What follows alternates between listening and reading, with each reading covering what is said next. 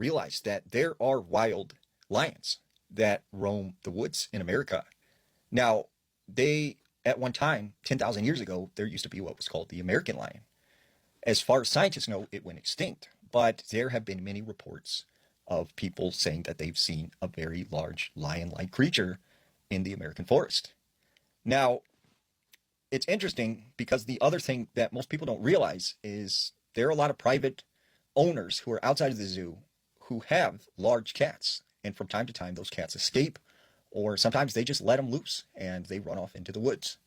So, of course, there are small populations of African lions in the American wilderness. Now, there was this park ranger. They said, they were in northern Illinois. They worked at sort of this campground, and they always had two rangers at night that would stay overnight in this cabin.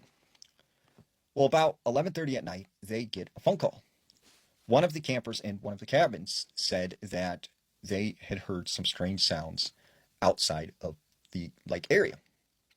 So both the rangers get in the truck and they drive over. They then knock on the cabin door and they start talking to these campers, who go on to tell them that they are hearing sort of what sounded like a lion.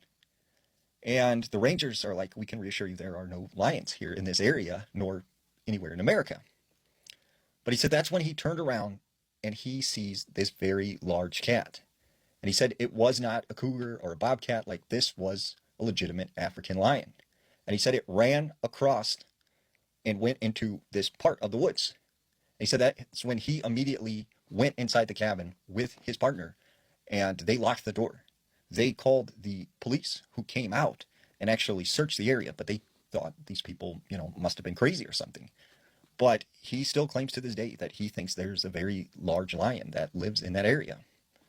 Now, also in northern Illinois, there was a farmer who said he used to hear sort of these roars coming from the woods behind his house, and he would lose cows from time to time.